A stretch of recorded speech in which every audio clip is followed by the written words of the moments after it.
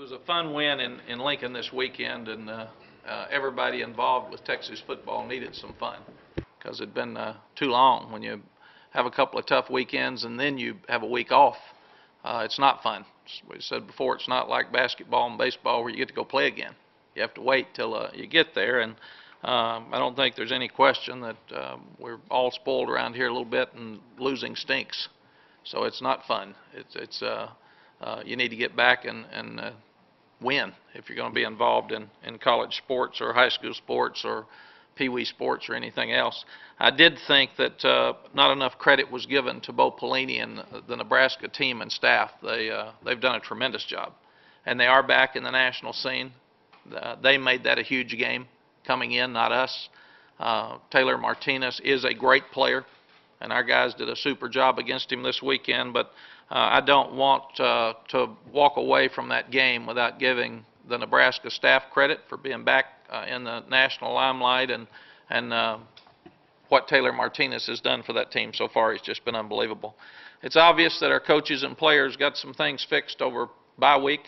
They worked really hard, and one of the things we felt, a lot of the things that were getting messed up were things we messed up, and those are things we can fix. And I was really, really proud of the way they played. They played hard, and they also played with more discipline than we have been playing with, and that was evident throughout the day.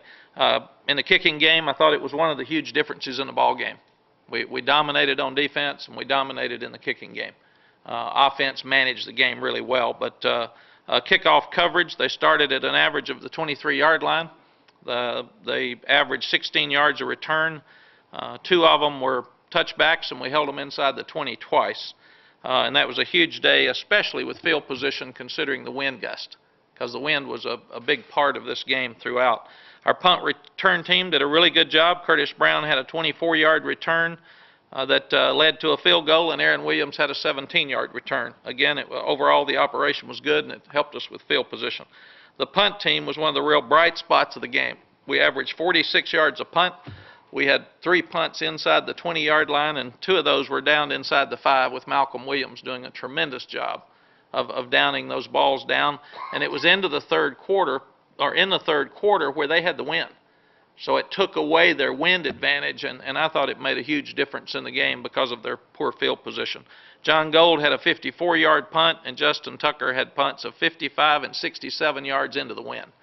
And he was actually running to his right like rugby and punting it across, and the ball bounced, and he got the great rolls, and it was just something that we have not done before, and something that really had an impact on the game.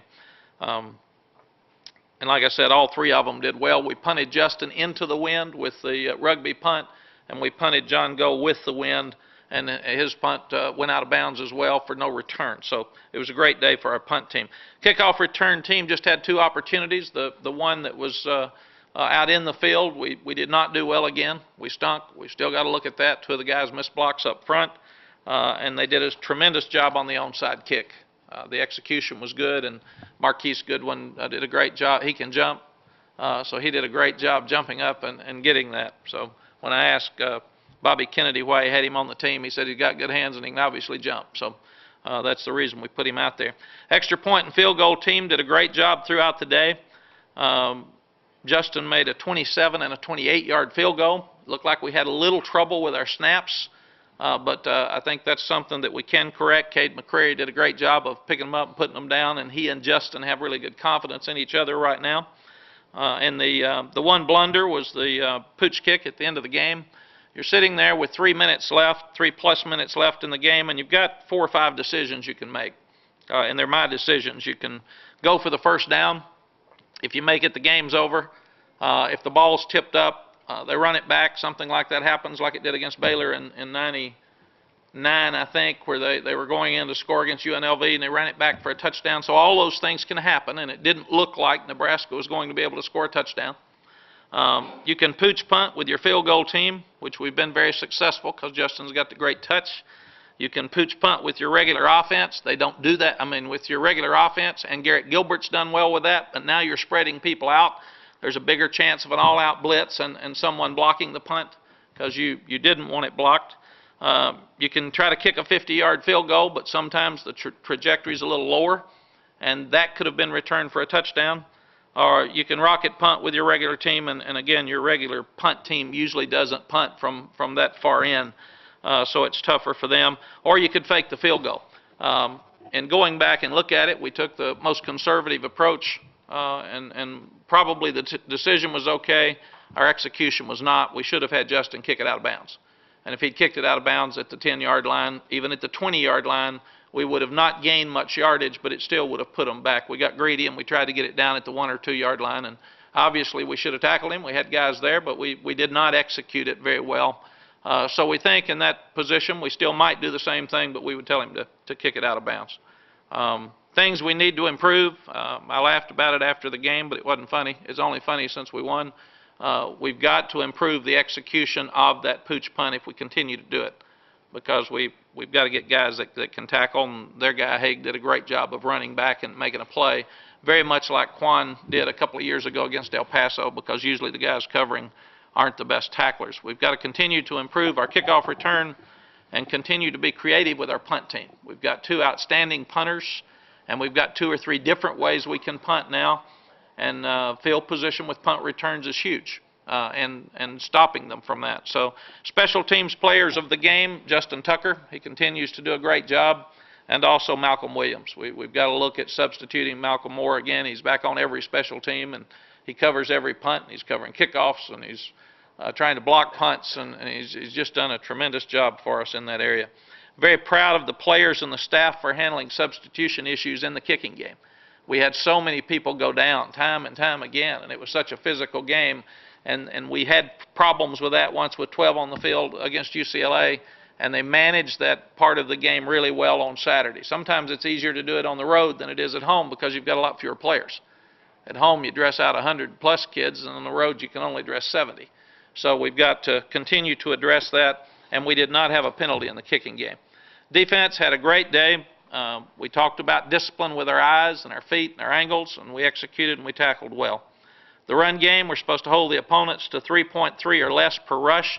They had 36 runs for 107 yards, and that was 2.97 yards per carry. And we tried to take away what they did best. We did not do that against UCLA. We allowed them to run the ball, and you can't let somebody beat you with what they do best, and that's what happened in that ball game. Passing game, we want to hold the opponents to 5.0 yards or less per attempt. They had 28 attempts for 94 yards, so it was 3.35 yards per attempt. So we were successful there. We need 3 turnovers per game. We got 1 turnover. We recovered the fumble early in the game, and we had 1 4th down stop, which our defense counts as a turnover, so we did not get that goal. Ball hawks, Eddie Jones caused a fumble. Keenan Robinson fell on it. Shockey Brown had a 4th down stop. We're not supposed to give up any big plays. But they did have a 20 and a 23-yard pass play, and we put tremendous pressure on our secondary and linebackers in man-to-man coverage to try to stop Taylor Martinez. Taylor had 13 carries for 21 yards and had 1.6 yards per carry, but again, the scheme put all the pressure back on the secondary and a little bit on the linebackers, but the secondary had the pressure during the game, so we could use the other guys to stop. They were only successful on 5 of 16 third down opportunities. They were only successful on 8 of 24 with first down efficiency, and Nebraska was 0 for 2 in the red zone. Defense had 7 3-and-outs, 21 hits on both quarterbacks, and we only missed 3 tackles for 21 yards. So it's just totally opposite of what we did in the UCLA game. Very proud of Jordan Hicks and Adrian Phillips. They both stepped up with some guys banged up and played well. In fact, Jordan played 40 plays, which is amazing for him to go in his first game where he played that much, and he played really well. Freshmen seem to be maturing. Defensive player of the game was Keyston Randall. He held down the middle. He played really, really well, and he is starting to dominate in the middle, which is something we were concerned about in preseason. The other guys, Alex Okafor, those guys are coming on and helping out as well, so we feel better about our interior defensive line. Defensive player of the game, or hard hat winner of the game for defense, was Blake Gideon. Blake continues to be a guy that will hit you. Things we must improve on defense, our man coverage. Since we're putting tremendous pressure on those guys, we can't leave guys wide open. And it was a hard day to throw the ball. The wind was really, really tough. The ball was fluttering. Both teams had trouble with it. We dropped 2 touchdown passes. So it was something that we've got to continue to work on, and our pass rush. it's hard when you're rushing the passer like Taylor Martinez, and you know he can pull it down and run so quickly that you've got to stay in your lane, so it does hurt your pass rush some, but we've got to improve in that area. We still had 3 defensive penalties. 2 of them were killers.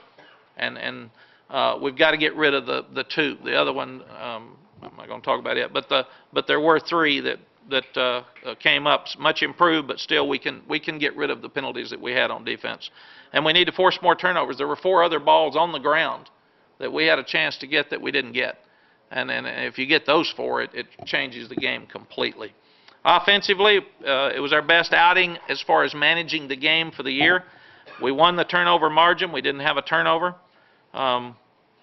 It was a real physical game, and I was proud that our guys stepped up and played physical. We tied Nebraska with explosive plays. Our third down efficiency was better. It was still 1 short of what we need, but there was only 1 time where we were 3rd and 8, and we made that on a quarterback scramble. All the others were 7 or less, so the offense managed first downs better. We didn't give up a sack, and we only had 1 play in the game with a loss, which was really good. I liked our time management before the half with a 17-3 lead into a huge win. Our guys were able to take the lead into the game without punting into halftime and get the ball coming out the second half. I also liked our 4-minute offense at the end of the game. It's the best we've taken the ball and driven it and killed the clock and finished the game with a kneel. When you can do that, that's really good, because that means you did something right at the end of the game, obviously, to get the ball back where you can kill the clock. Trey Newton and Cody Johnson looked really good. They were powerful. Offensive line played its best game. We only had 1 penalty on offense, and it was an offensive lineman. But that's an area that we needed to improve, and we have. Offensive player of the game was Garrett Gilbert. He showed tremendous leadership. He managed the game really well. His 11 carries for 71 yards made a huge difference in the outcome of the game. And he didn't have a turnover. Most productive offensive lineman was Michael Huey. Our guys laughed when they showed Dominican Sue at one point on the big screen. They said, "Ooh, glad he's in Detroit." But Michael came back after a tough Big 12 championship game with Dominican Sue and played his heart out and played really well, and we're proud of him. The big hit on offense, we gave that to Cody Johnson for his 4th quarter runs and controlling the clock. That's what we've been wanting him to do, and we haven't been in a position to do that as of late. The biggest contributors were the offensive line, the tight ends, and the running backs for again, staying on the field and rushing for over 200 yards. Things we need to improve, we still got to improve with touchdowns in the red zone. We had 2 touchdowns and 2 field goals. And James was nearly a great catch, and then we drop another one. So we've got to be more productive there.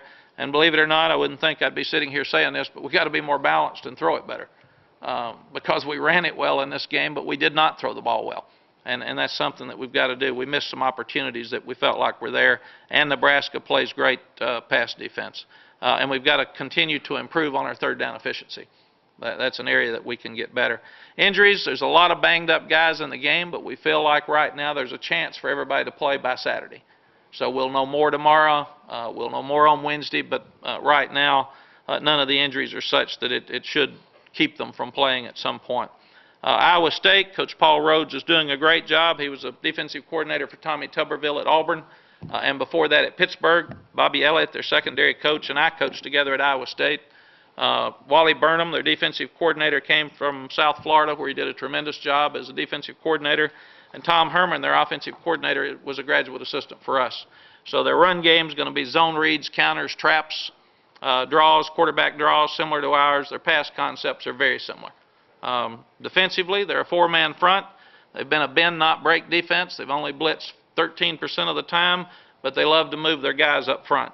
And our biggest deal is we've shown that we can come back after a poor performance. Now we've got to show that we can be mature enough to start where we are now and move forward after a good performance. And we've also got to put ourselves in a position where we start the season over. This is midpoint of the season. We've got 6 more games, 5 of them at home. A lot of people in the Big 12 are playing well. There's going to be some great matchups and huge challenges here as we finish the season. It looks to be a more balanced league than normal, and should be a lot of fun to watch the outcomes as we finish. Questions? Coach, it looked like you were very pleased that you played as a team. Needless to say, after the game, how do you keep that intensity as a team playing and keep that maturity when you're facing a team that got beat by 50 points last weekend? I think it's the biggest question you have is not about Iowa State. It's got to be about you. We played with that intensity at Tech. We didn't start with, for whatever reason, maybe we were uptight at Oklahoma, but we didn't have it the first half and came back and finished that half, and it looked like we continued our second half improvement at Nebraska. Now, the question will be, will they sit around and feel too good about themselves this week and not play? And that's the trouble with a team that needs to grow in their maturity, and we thought they grew really well over the last 3 weeks. Now we got to see if they'll continue to do that the rest of the year, starting this weekend. Mack, what do you know now about the personality of this team that maybe you didn't after having 2 weeks and a positive consequence? I was thinking about that after the game, and one of the things that you find out, and we thought we found it out at Tech, and I don't think it was as good as I thought, you need to win a game that's a real tough game and a close game on the road as a team to build your chemistry and give you back the swagger and the confidence that you can. And all of that happened. Everything was against these kids going into this game. And I thought they trusted the coaches. That was a very good plan on both sides of the ball and in the kicking game. And it all worked because of their energy, and they made it work. Garrett's a huge part of that puzzle. He's on the sideline for the first time I've seen him high-fiving people and talking to them and pushing them. And I really felt like he grew up some on Saturday. And I really... we thought he could run the ball. He ran the ball better than I thought. He looked fast some, and he's big and he's powerful, and he ran over some people and made first downs. But he really managed the game well. I thought it was interesting, just as a little note at the end of the game, when the official threw the flag, when they had too many on the field, Garrett did this. He knew the game was over. And that's good for a young quarterback because he was totally into the game all day. His numbers were not good in the passing game, but he didn't take chances. We threw the ball deep a lot, and we tried to get some deep balls. He had 2 deep balls that might have been complete that were pass interference against them. He threw a couple of balls away. He had one to Fozzie that just killed him where they had a blitz, and he nearly got it to him, which would have been a huge explosive play. But I think he will learn more from this game than anybody. And it also shows that if we can be more balanced and run the ball, it helps him. It takes a lot of pressure off him. It also seemed like he took what the defense gave him, not to be cliche. No, I think that Nebraska makes it really, really hard in the passing game. They've got those linebackers that can cover your guys. They're as fast as your guys, and they cover you all over the field. And we tried to do more misdirection stuff. We tried to get a lot of double moves and things against them. We just could not get the passing game going. But we did spread the ball out to run it inside, and that's something that the guys did a good job of. I thought it was good to see both Cody and Trey well, because they ran with power. Trey ran with more power than I've seen him, so that hip pointer's finally gone, and Fozzie's playing really hard on us. He got dinged a little bit at halftime with his shoulder, and that's why he didn't play as much the second half. Coach, did the team dedicate a ball to Sally's brother, or? Well, they did to Sally. It's a emotional day for Sally and I, obviously, with Thursday. She lost her brother, and her brother had been sick, and we moved him here about 2 months ago, and I have to leave the office at about 3 o'clock because he was going to die and died about 4 o'clock, so I had to leave there and run back to practice. And I think it's, Sally and I were, it's funny, I mean, football's a huge part of our lives, and I was sitting there thinking, she wanted to come to the game, but she had to do funeral arrangements, and she's very emotional, and I said, this is going to be a tough emotional game anyway with the spirit that Nebraska had, and I suggested that she stay home. Even Saturday morning, she thought about trying to see if anybody was going to the game that she could hop on a plane or something to get up there. And the wind really helped her, obviously. The game ball, the kids just love her. She loves those kids, and that will help her as well. And it was her birthday.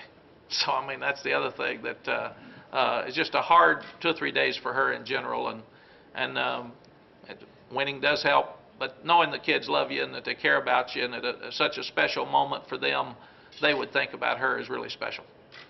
Coach, in addition to that, obviously the emotions of that, but also the team's dealing with a little bit of a distraction. There was the story with a couple people in your football family. Can you talk, any comment on that, and also just how the team dealt with it? Well, the team moves on. You know, kids, they're wonderful at handling distractions. Coaches have to do the same. You got to do your job, and I can't follow up on it because I'm a football coach and I don't even know all the facts in the matter, and that would have to be discussed up on campus. But I thought the kids did an amazing job of our kids like that environment. They like going on the road.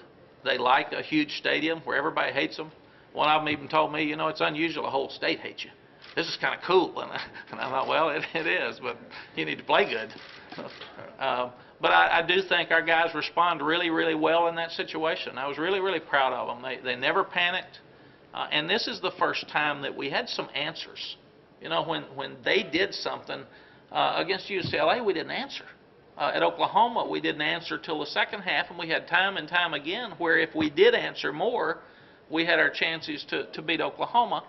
And I do think that the teams are more alike this year. If Oklahoma's the #1 team in the country and we had our chances, you know, it makes you mad at us because we had some chances. And you can't look back, and there's nothing you can do but improve. But I do feel like that we answered more in that game and didn't have the old flinch like, oh my gosh, what's going to happen bad. It was always, hey, we got it. Even the kickoff return at the end, I mean the pooch punt return at the end, they were all mad about it. But they weren't, the world's coming to an end, we're going to lose the game. We're going to get the onside kick and kill the clock and move forward and do that. So that's a big part of growing up.